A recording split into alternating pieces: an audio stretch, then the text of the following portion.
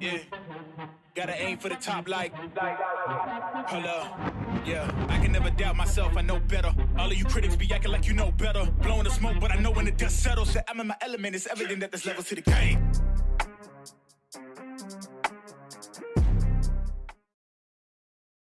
What's happening, people? Welcome back to the Athletes to Athletes podcast.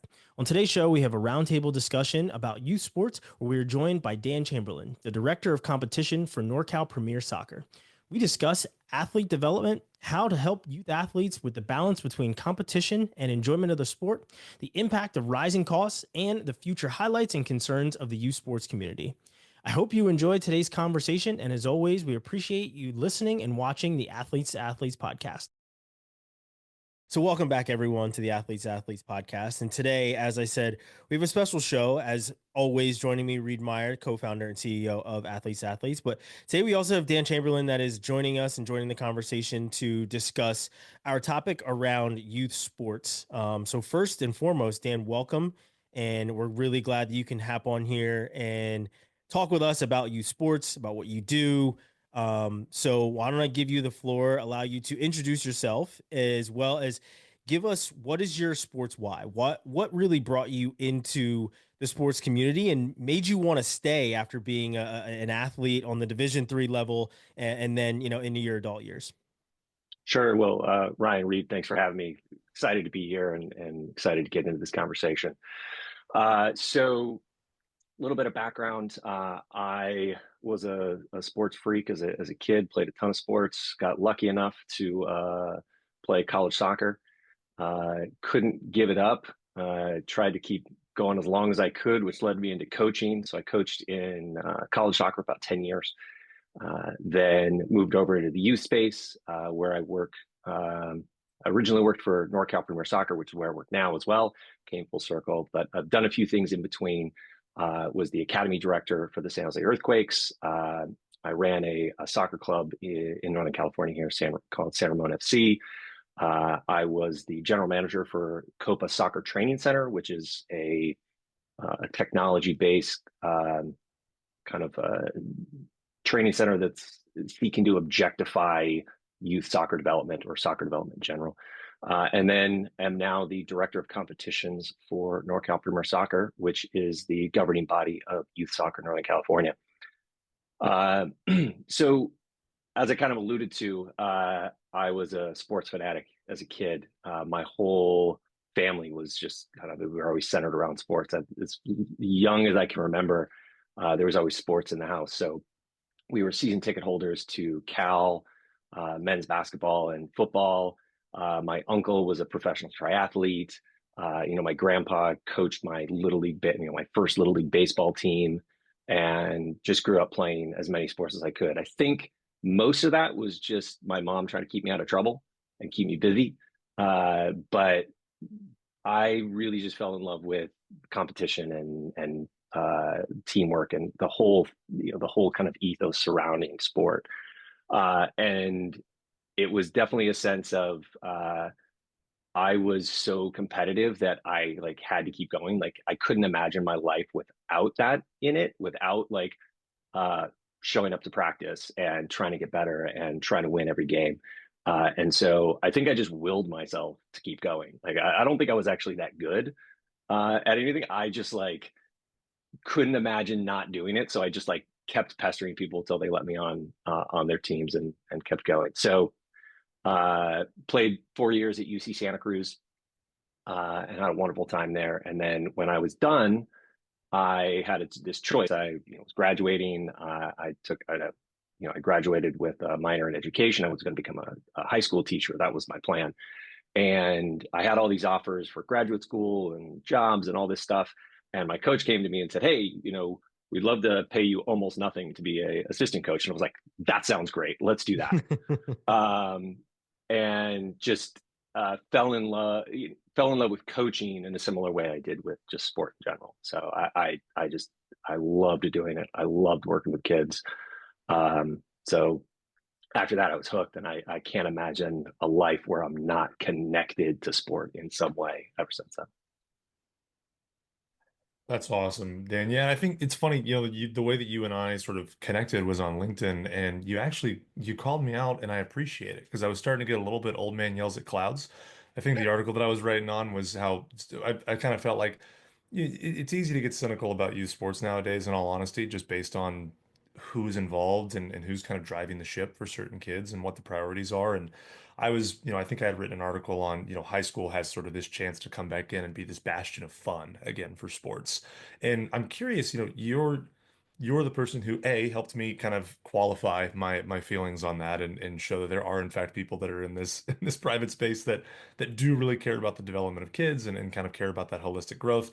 I'm curious in your opinion, based on, the fact that you've been involved in that youth space for so long now, what's kind of the landscape in your opinion right now for parents? I mean, how, as a parent, as a coach, like how do you enter this youth sport space that is now, we talk about how it's a $52 billion industry and you hear about that money and you think, man, there's probably a lot of people that want to dip their hand into that and maybe don't want to do it because they really want to make a difference in kids' lives.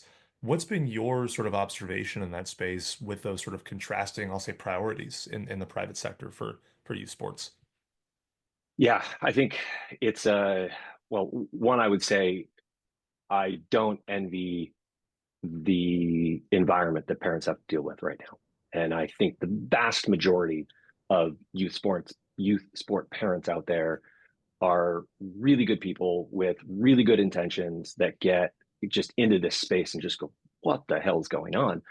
Um, and I think that gets magnified because there's something about sport. I think all of us could probably have this feeling in us of like, there's something uniquely human about it that draws us in, that really connects with us.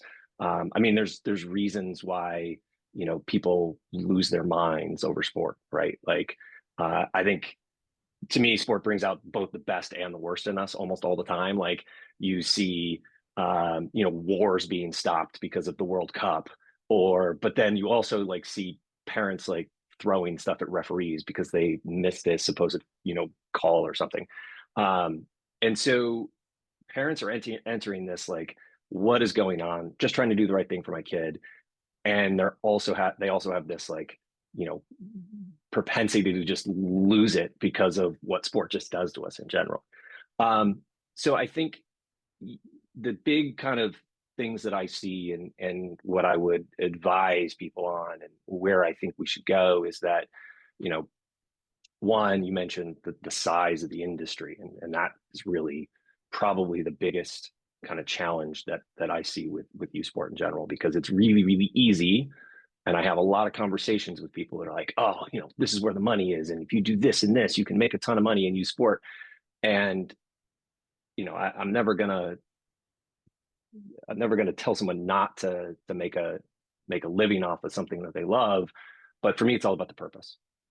And I don't think it matters, our original kind of interaction on LinkedIn, whether it's high school versus youth clubs versus, private stuff. I'm not so sure that it matters what the venue is. To me, it's about purpose. What is the core of what you're trying to do?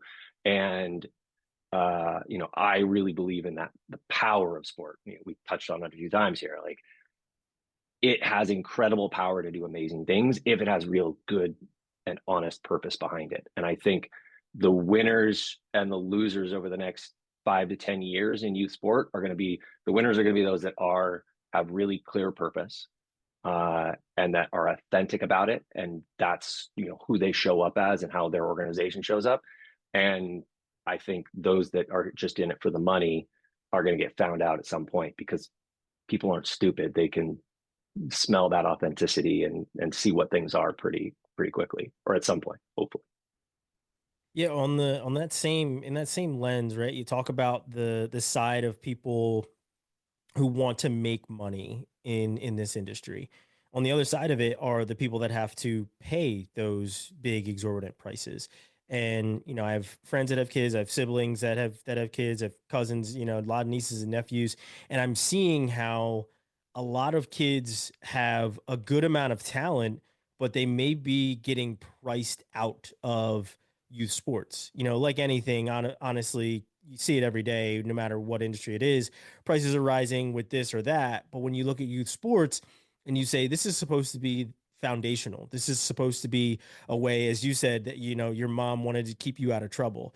This is supposed to be an escape from those types of things where it's just becoming more and more privatized and commercial and looked at as a for-profit industry when we were growing up it was certainly not that style of thing, right? Your parents and the dads were the coaches because they wanted to be there for their kids and they wanted to teach the kids. Now the dads and the moms are taking over these things because they feel like only them can do it. But back to the pricing thing, are you seeing this as well, where a lot of kids and a lot of parents are getting priced out of being able to compete because it just costs way too much to have their kid play, travel ball or to play youth sports at all? Yeah, I think that's certainly a trend, and I think there's plenty of data to back that up. I think Project Play has a decent amount of good data on this, but I do think that it's almost two things happening at the same time that have kind of caused this. One is there is this trend over the last, call it probably 20 years, probably. I mean, I don't know. I think I'm older than both of you guys, but like when I was growing up, it was like you're out on the street with your friends playing till the street lights came on kind of thing. And I Mhm. think that hopefully exists somewhere still in this world, but certainly in Northern California, that has gone away. I think for two main reasons. One is that we deemed it too dangerous for kids to be out on their own. So at some point, like you can't let kids out. I think we've all, I don't know, I've at least seen the stories of parents being arrested for letting their kids go play at the playground by themselves across the street from their house for like child endangerment. So at some point, like we decided that this was too dangerous. We can't do that. And two, we decided that kids organizing themselves in games wasn't efficient, and we needed to organize this for them to make them better. And so what's happened is entirety of kids' lives have been just organized for them by adults. And what happens when you do that is that it gets optimized for like what the adults want, not necessarily what the kids want. And so that's more competition, more development. Get this kid to become a college, Division I scholarship, whatever. And we have to fly across the country to play the. We got to go to Virginia to go play, teams from there because we have to test ourselves or whatever. And so you have like that piece. Then you have this very, very strong incentives that are set up. And I think that the entire industry is really just responding to incentives, right? So the incentives are, and the storyline that's out there is you have to do this, you have to do this, you have to do this so that you can you can earn a college scholarship or become a pro or whatever it is. And those incentives reward people that are creating elite teams, elite programs. They're rewarding that pathway, I guess. And the more it's really easy to charge a lot for that pathway because that pathway needs a lot. You need a professional coach. You need to travel. You need special uniforms. I don't know why, but you do. You need video. You need all these things to help your kid become the best that he or she can be. And so it becomes really expensive really quickly. And so there's really, really strong incentives set up for that to exist. And then you throw on top of that, people who are looking at potential investments. They're looking at youth sports, which has been proven is pretty recession proof. It's pretty proven parents are going to pay whatever you say because they're afraid of missing out on their kid missing this opportunity. And so they're looking at that going, well, I can make a lot of money there. And as long as those incentives are there for parents, for players, and for organizations, I think it's a really, really difficult cycle to break. So for me, the solution is really twofold. I don't think you're ever going to get rid of that elite pathway, nor probably should you, right? There's kids out there that are talented, special, driven. I know I certainly was. Like, I wanted to play constantly. I was the kid that was like training my own all the time. There's going to be those kids that want more, and I think having an option for them to have more is good. That's fine. There's nothing wrong with that. But to me, the big miss is that there's no middle ground anymore. There's no like place for the average normal kid to play sports. You're either on the travel team, training 3 days a week, driving an hour, 2 hours for games, or you're playing recs, a recreational level or a grassroots level, or whatever you want to call it. That's honestly kind of a poor experience a lot of times, because mom, dad, whoever's coaching may not have a ton of training, that there might not, that experience just isn't as good or as good as it could be. And there's not this middle ground for kids that maybe want a little bit more, or maybe want to continue, but don't want that full like travel experience. So it's a really tough situation. And I don't necessarily see it changing until incentives change, which to me is the college ecosystem, the professional ecosystem, and until we start having honest conversations with parents and players and say, like, listen, like, what are we really here for? So you bring up a really good point there, Dan, or an interesting point in my opinion, is you talked earlier about, kind of in your bio and then now, that like you played soccer because you loved it. You couldn't get enough of it. You just always wanted to be out there doing something. And I think that what I notice for a lot of my kids, or I think we all kind of notice if you exist in the youth sports space as all, is that at some point you kind of know which kids, to your point, are out there because they are like you, or they want to be out there and they want to be doing things. And then you've got this other group of kids that are out there because maybe they grew to be, in baseball for me, it was like I was 6 foot when I was 12 years old. So everyone just looked at me and said, well, that kid needs to be good at sports because his body built up in such a way that that needs to happen. And luckily I loved it as well and I wanted to play and things like that. But you have kids that either physically develop in a certain way or have a lot of success as a child. And so now you have parents that are bought in, or community members that are bought in. And you probably know where I'm going with this, is like you see that shift in really burnout for these kids that realize like, oh, I just got tagged as a kid who was supposed to be good at this sport. Now I'm 14, 15 years old and I'm not sure I want to be on the field every day, but I owe it to my family. I owe it to my community. They've invested this much money in me. I need to keep doing this. As a coach, I mean, from your point of view, what is it like to sort of watch those two, I'll say, demographics of kids sort of come together on the same team? I mean, is that something that you try to address proactively? Is it something you feel like you can even attempt to address proactively because it is such an interesting parent dynamic? From a coach point of view, I'm interested to know what your feelings are on that, or kind of how you observe that different Yeah, space. I see it all the time. I obviously am involved in elite soccer, youth soccer development.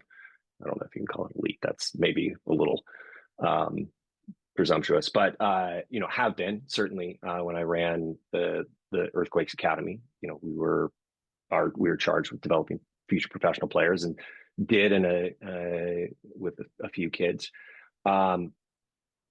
But you certainly see it, this divide between the kids that are intrinsically motivated versus externally motivated.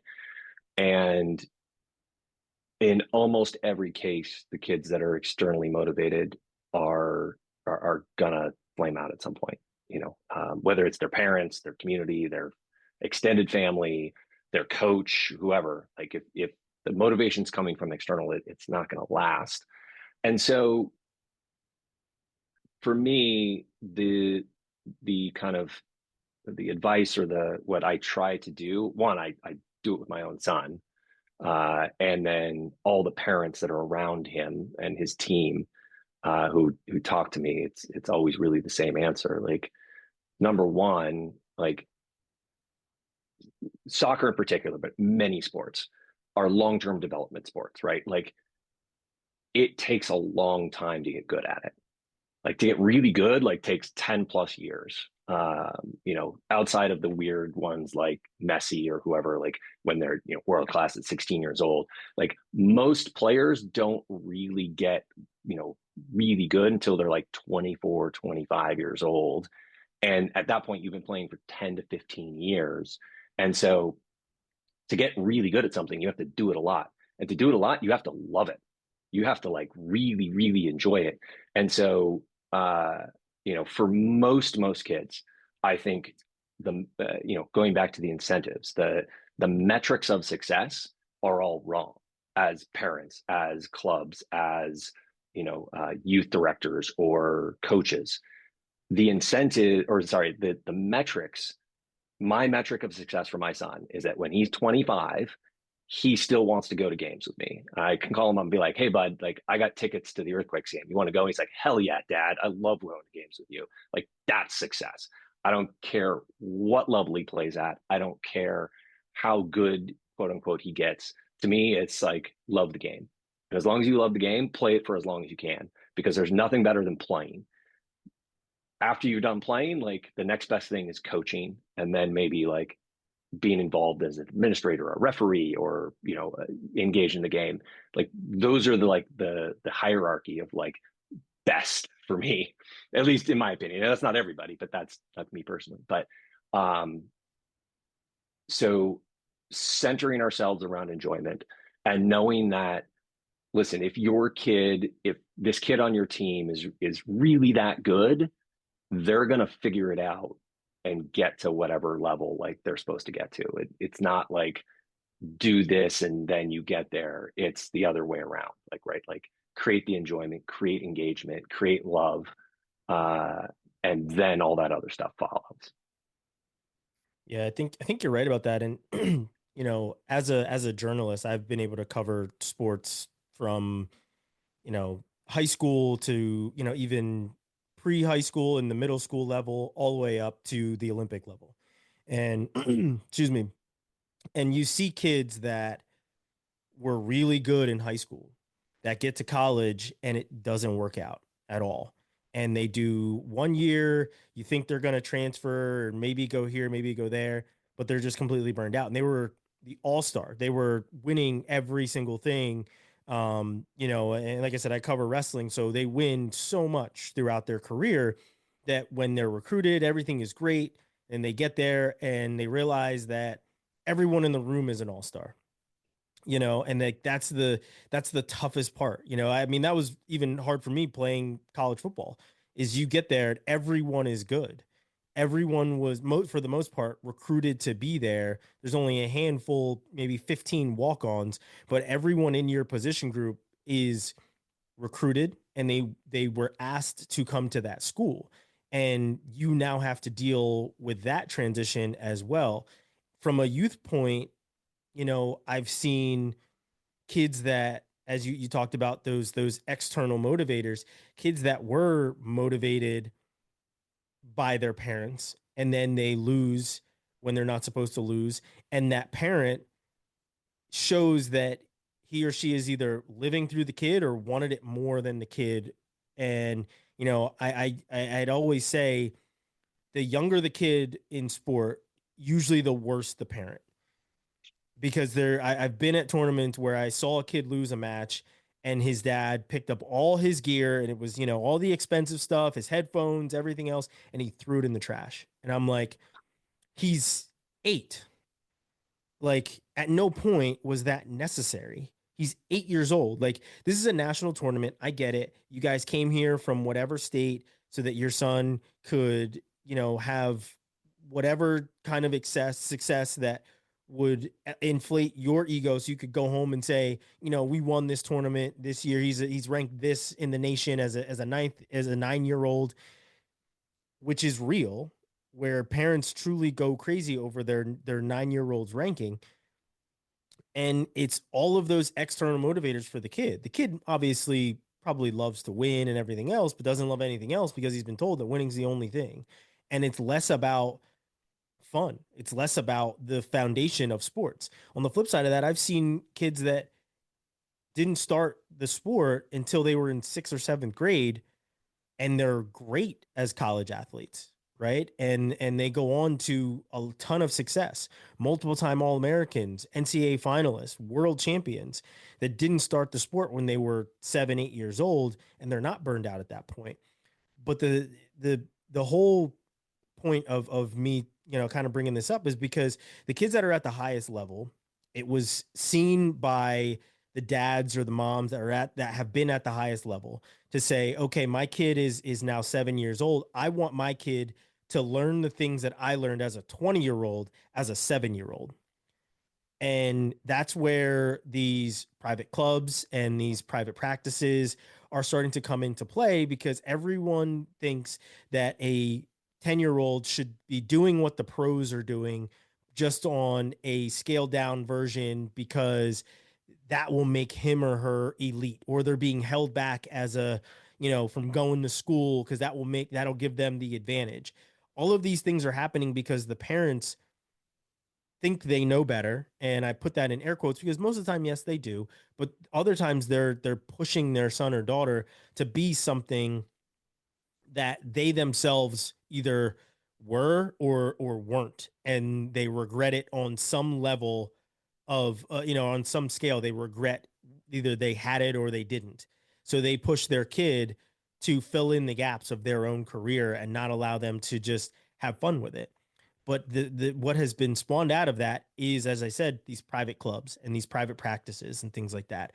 How have you seen, and you said you've been a developmental coach on that elite level. How have you seen these private coaches or these clubs, are they hurting? Are they helping? Where are you seeing them really make an impact? Because obviously we're going to have Cinderella stories. We're obviously going to have the nightmares of all of it. How have you seen it in your experience? Yeah, I want to go back to two things really quickly. I thought that you mentioned that are like incredibly important from my perspective. One is that you mentioned these kids that were uber successful in high school or middle school or whatever it was, and they get to college or they get to that next level and they just like collapse. And to me, that's about building resilience, which is I'm going to get to the real kind of core of this for me, which is back to the purpose. Like the purpose of youth sport is, yeah, yes, fun and enjoyment, yes, physical activity, but for me, it's more about like, what are we learning as humans out of this thing? Like, what are those things that we're really trying to learn? And like, if you didn't learn how to lose, get back up and get better, like you missed the plot. You missed like 50% of the whole thing. And so those kids, like you can see, like they missed something along the way. And we as a society, we as coaches, we as, sport administrators failed those kids, right? Like they needed something from us that they didn't get, unfortunately. Um, and then, but back to your kind of like private club thing. So I think there's space for all of that. And I don't want to write like, hey, this is a private club, so it's evil. This is high school, so it's great. This is, a community rec program, so it's great. Or I think that that's too simplistic for me. For me, it's really, again, back to what's the purpose, what's the goal, communicate that clearly, be authentic, live that, and then tell people who you are and then live up to that on a daily basis. So unfortunately, a lot of those kind of private clubs are what we consider them to be. I think a fair amount of them are selling smoke. They're saying, hey, we're elite and you got to pay us all this money and we're going to do X, Y, and Z, when the reality is they're not. So, I mean, I can speak from my personal experience, which is in soccer. Obviously I helped run I mean, I wouldn't even call an MLS academy an elite academy at the time, in terms of world football. Like I spent significant time in Europe and South America studying, going to clubs, seeing like what's really happening on the ground floor at Barcelona, at Ajax, at Benfica, some of the top youth academies in the world. And we're not even close. Like we're not even in the same ballpark. So to say that, and I think that's changed in a lot of the MLS academies, to be fair, it's been what 8 years since I was there, and that's evolving rapidly. So I don't want to say that no academy in this country is really on par with that, but the vast majority aren't even close in terms of what they're providing. We were at Hoffenheim this last December, which is this tiny German club, but plays in the top division, and their U19s had like 7 staff members, like 7 coach staff for the U19s, and all of those kids are going to be pros at some level, but like there's not a single academy team that I know in this country in soccer that has that level of resources and that level of performance. And so anyone who's saying like, you got to pay me this because we're really, really elite. Yeah, you might be they might be good coaches, they might have good intentions, but like they're not even close. And so the vast majority of those people that are saying, hey, you got to come here and do this and do this and do this, and we're going to be the best in the whatever, like it's just not true. And on top of that, there's only so many players that are going to be elite, right? Like it's the percentages are infinitesimal. It's something like 0.01% of all kids playing at 12 years old are going to end up being a professional. Like, I hate to break it to you, anyone listening to this, like your kid is not going to be a pro. Like it's not going to happen. Maybe one person out there, but like it's not going to happen. So start with that assumption. Your kid's not going to be a pro. Now, what are your decision tree like? And I think if you can get the consumers making more informed decisions, the ecosystem can change. And now these private clubs, instead of selling, we're going to make your kid elite, ideally what they do is they go, well, we have to adjust to the market because the market wants us to actually make their kids better as people, not as just soccer players or baseball players or wrestlers or whatever, right? I think there's a lot of room for that. As long as there's, tiers and access for people, right? We don't want to price everyone out by making everything, $3,000 a year to play soccer. There's got to be access levels, but at the same time, like I have no problem with people shelling out money to play sports. Quite frankly, my livelihood depends upon it in a certain respect, but it's why they're doing it. And if you have the right why behind what you're doing, like I'll tell people all the time, like I don't pay for my son to play soccer. Like I do pay, I pay quite a bit of money actually, but it's not for him to play soccer because I could care less what sport is or what the medium is. I pay for him to lose and learn how to lose. I pay for him to learn how to do something really hard, like to figure out what this means, to work really hard to try to achieve a goal, to work with teammates, to all the stuff that goes around sport. Like that's what you pay for.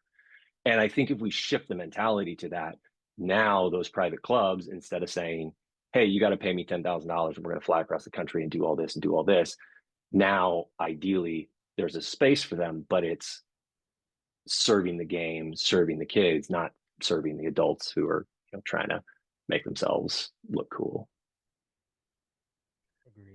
Reid, I just, before you go, I just have one thing that I wanted to attach. You said people listening to this, your kid's not going to be a pro. I'll even take it a step further. Most of them probably won't even play in college. If anything, go look at the statistics of high school athletes that make it in their sport to the next level.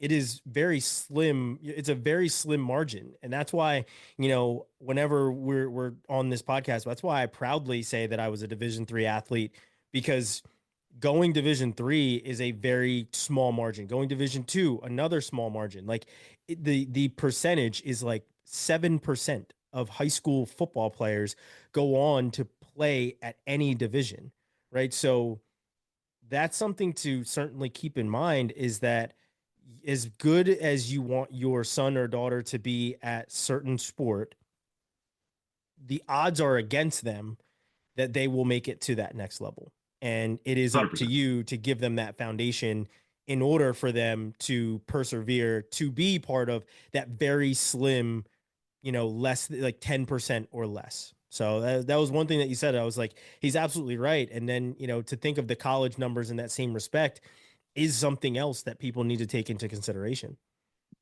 100%.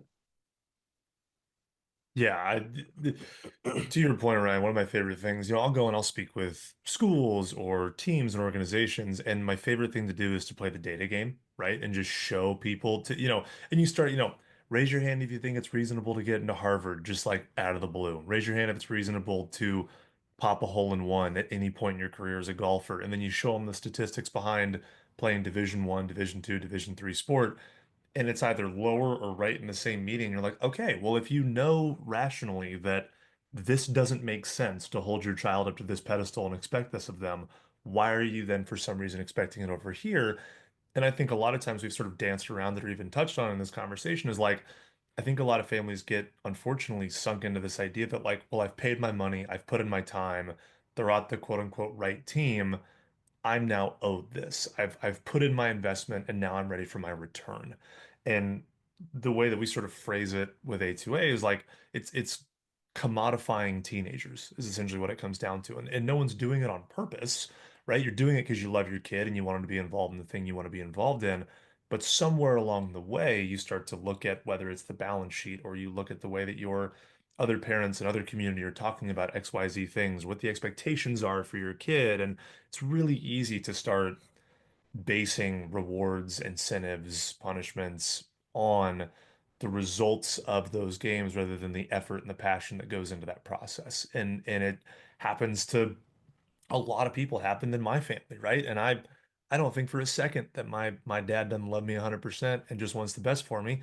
But you get in that cycle, and I think, Dan, you can speak to this a little bit more. And this is kind of what I wanted to talk about was, you talk about having these different tiers and these different roles and opportunities for kids. I wonder, it always felt like to me growing up that you had these sort of small factions that were doing it the right way. And if you were smart enough to do your research, you could kind of find the coaches that were doing it the right way or find the organizations that were doing it the right way. But many times the loudest voice wins in the room, right? And the loudest voices, especially in the youth sports space, tend to be we'll say, I don't know, culturally misaligned, philosophically jaded, however you want to put it. A lot of times it's we have, we're going to get your kid to Division 1, or we're going to win all these different tournaments, or we're number, to your point, Ryan, we're number 8 in the country for, there was a team that I grew up with. There were the 8U Bombers was the name of the team, if I remember correctly.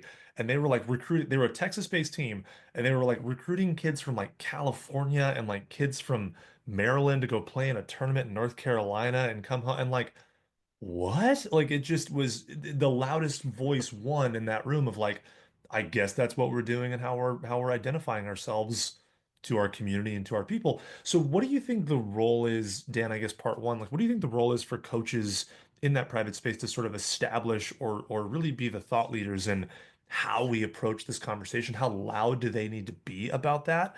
And then is there a reasonable pathway for, let's take for example soccer in this space, like does USA Soccer, the NGB, get involved and say we're going to help create lines and tiers of access for this sport, or do you have to just say we're a capitalist society, if people want to spend their money over here in this corner to do XYZ, we can't stop them from doing it? Like I just wonder in your mind what sort of what role does sport have philosophically in that process for our development as a country? Yeah. Well, first to the coaches, I think coaches are also in a very similar to parents. They're in a difficult situation of they're in this ecosystem that right now really rewards the loudest voice in the room, which isn't often the best. So you get sucked up into this, just this kind of death spiral of like, I've got to recruit these kids over, and we have to, I have to keep my kids, and like, I don't want them moving into this other place or doing this or doing that. And we've lost like what the like back to purpose. Like, what is the core purpose of coaching? And it's connecting with kids, it's making them better people, it's teaching them how to do something they didn't think they could do. Like at the end of the day, so it doesn't matter what level you're at, who your kids are, what's going on. Like if you know who you are as a coach, then all of that stuff takes care of itself. But knowing who you are as a coach is a process, and it takes a long time, and it takes mentorship, and it's really, really hard. I'm in the middle right now, or I won't say in the middle, I'm 75% maybe, hopefully, towards a project addressing this with coaches, because I see it as a big gap where coaches have great intentions, but you just get sucked into this whirlwind of bullshit. and like it's really tough to get out, and it takes a lot of self kind of analyzing, sorry, self analysis. Don't know if that was a word, but sure. And a lot of reflection to like, and then strength to hold that, like, here's who I am, here's what I want to do, and hold against all the kind of BS that's out there. To the governing body or the societal question, it's a really interesting one, because I compare the US and Europe a lot. Obviously, in soccer, it's an easy comparison. We go to Europe. I try to go at least yearly to just go and see what's going on and study, not just at like a Barcelona or an Ajax or whatever, but at these like tiny community clubs too. So, 2 years ago, I spent a couple of days at a little club called Quick Den Haag, which is this little community club in the middle of The Hague. And it's an amateur club. They serve their community, and it's really set up. It's fascinating. A great parallel for a normal soccer club here in the U.S. as well. But there's some really striking differences between like the way Europe organizes sport and the way the U.S. organizes sport, and like from the professionals all the way down. It's fascinating to me. So you look at the professional level of soccer or sport in Europe, and it's very capitalist, right? There's promotion, relegation, like your performance on the field determines where you go. And in the US, it's highly socialist, like almost communist. Like, well, you have your area and no one can come there and you can never lose it. Like, you're protected. And by the way, if you're the worst team, you get the next best player. And like, there's all of these, just the dichotomy between that is very fascinating. But it flips on the youth side, where in the youth space here, it's just capitalist, open markets, like get after it, compete, do whatever you want.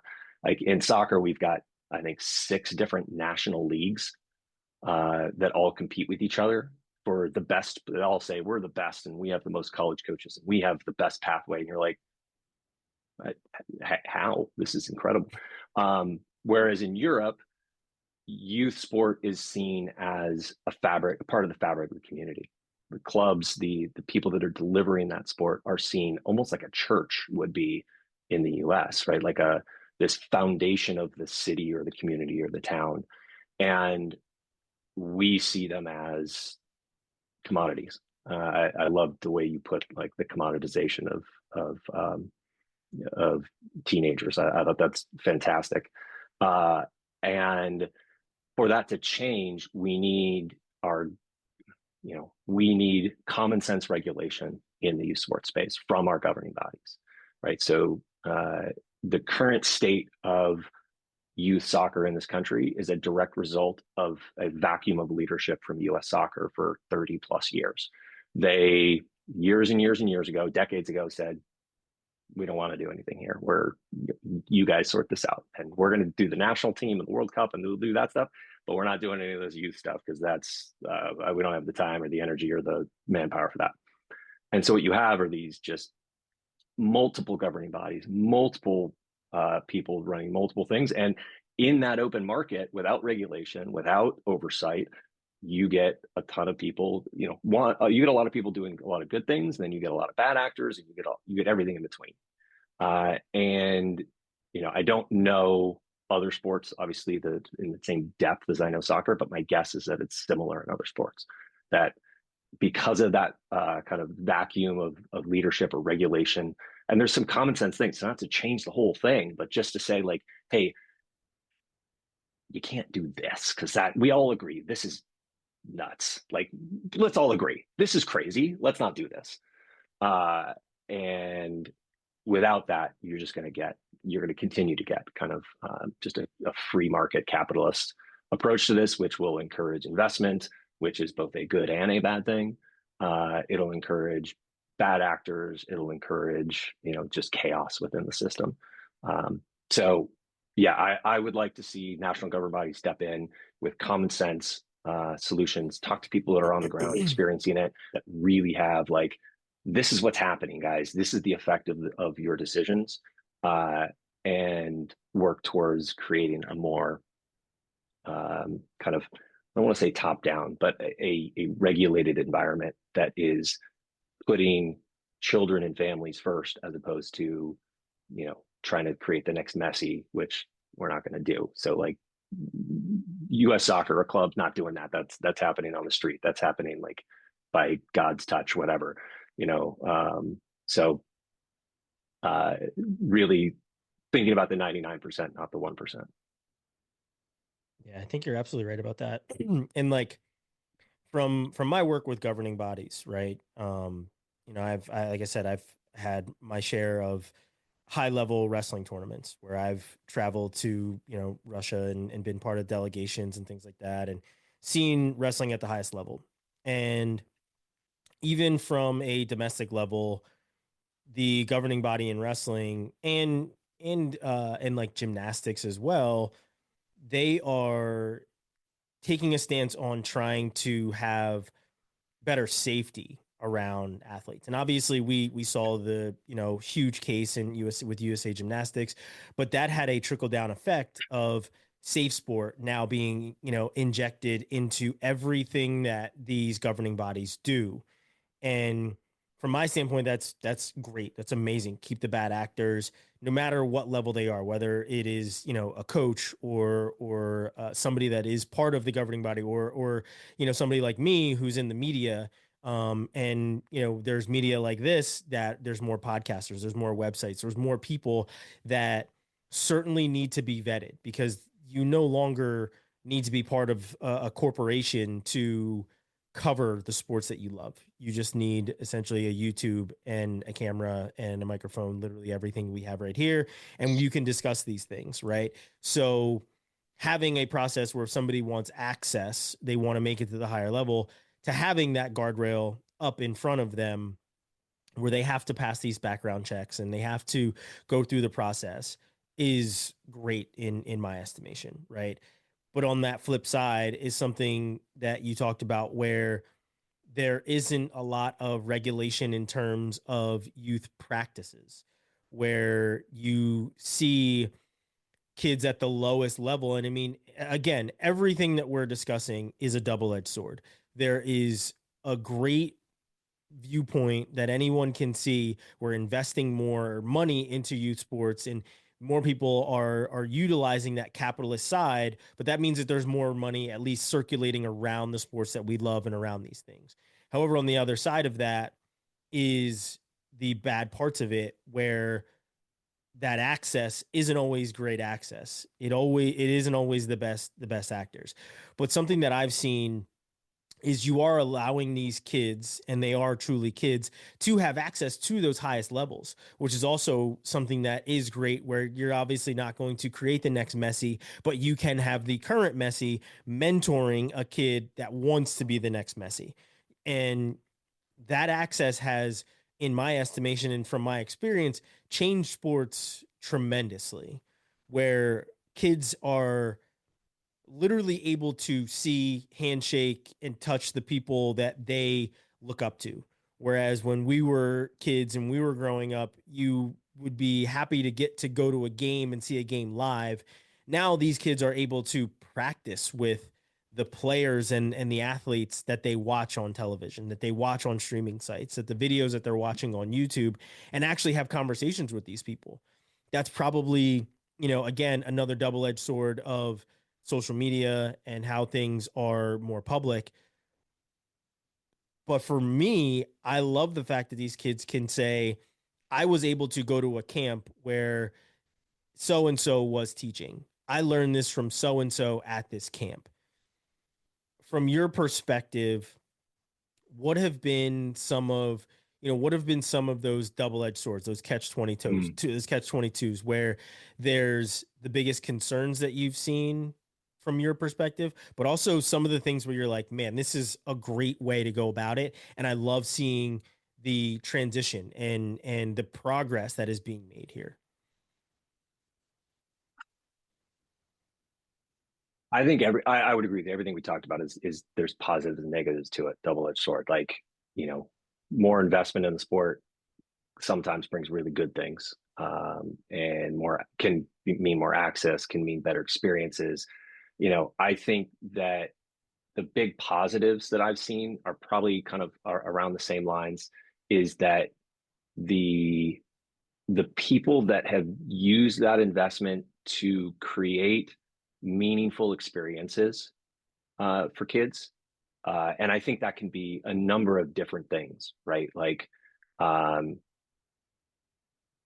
there's everything from tournaments and kind of events that you go to that can be meaningful and fun and like engaging, uh, to a camp where, yeah, this pro showed up and like challenged you to do this thing and you did it and like you got a signed card and like that keeps you engaged for another 2, 3, 4 years. It's something you always remember. Like we probably all have that like one or two memories, at least, probably more, of like that thing that kept you coming back for more when you were a kid. Like I have this really clear memory of a basketball camp I went to at Cal, and like I won like the defensive player of the camp, and who the hell knows what that really meant, but like that was something that was like foundational for me as like as a youth, as an athlete. I was like, I never thought I was like that good at anything, and then all of a sudden like I won this thing out of the whole like huge, what felt like a huge camp. I don't even know how many kids were there, but like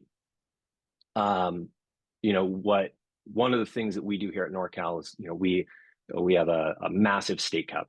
So largest state cup in the country, 5,000-ish teams in it. And we have like multiple tiers. And so, you have your state cup and then your platinum cup and your silver cup and your gold cup and your bronze cup and like all the way down. And you have, in every age group, you have like tons and tons of teams actually winning the event. And my son, 4 years ago, his team was in the like bronze 32 division, like the lowest division. Like they were bottom, and they got to the final. And he was like, "Yeah, we're going to be the best team in the state." And I was like, "Hold on there, buddy. Let me break this down for you." But they won, and I maintain that there's kids still playing the game because of that game, because of that on the stage. They got the same experience that the top state cup team got. They got the confetti, they got the trophies up on this huge thing. It was amazing. And so I think people using that investment, using that money that's coming in to create experiences that re-engage kids, that create enjoyment, that create these really touchstone moments that will keep kids coming back, I think is the positive side.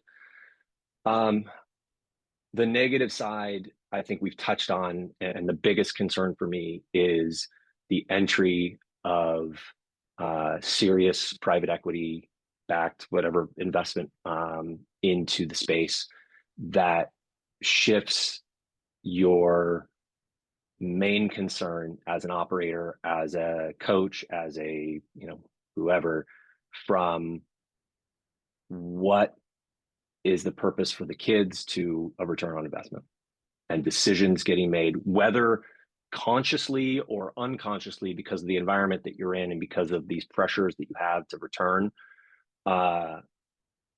They create decisions that are in the best interest of the shareholders and not the participants, or the game itself. We constantly talk at NorCal Premier about, we don't talk about players first or coaches first or clubs first. We talk about the game first. You take care of the game, and the rest will take care of itself. You create a good, football ecosystem, because we call it football for the most part. But like, you create a good football ecosystem, and the rest is going to kind of take care of itself.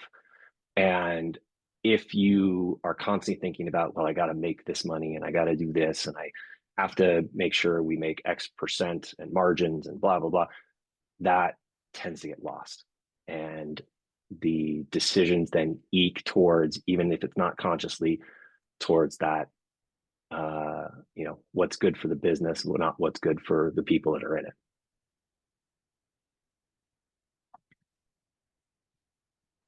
Agreed for sure.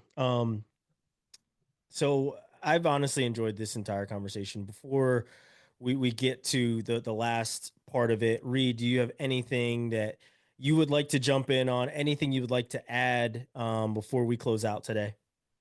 Yeah, it's funny. I was thinking if there were any other questions that I had, and Dan, you've done an awesome job diving into this, and once again made me really think about this whole thing in a different perspective, which I love. I think these types of conversations are really important in this space because no matter how much you're in it, there's always somebody experiencing something different, and it's always great to hear what those realities are in different spaces and different sports at different levels, and taking all of that into consideration as you start to connect with families and try to have some empathy with where parents and kids are coming from nowadays. But it's funny. I think I had more of an epiphany than anything else during the conversation, which is so Ryan, you know this. Dan, I'm not sure if we've talked about it. So I play on a sandlot baseball team. It's wood bat, 9 innings, stolen bases, the whole kit and caboodle, but it's wildly inclusive. I mean, we have on my team, we have kids that, as young as 23 all the way up to 55.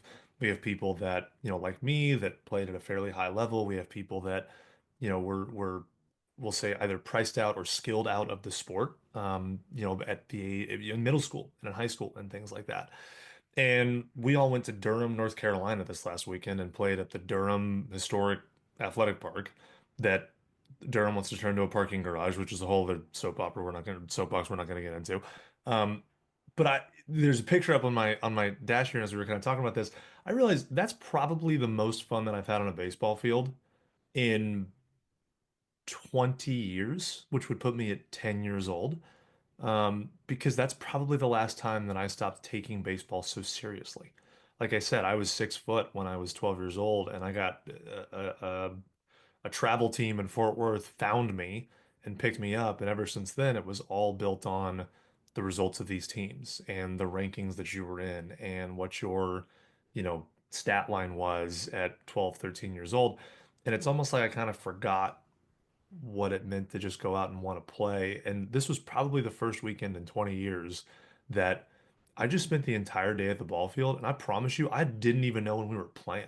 Like I had to be reminded to put baseball pants on to go out on the field because it was our turn to play.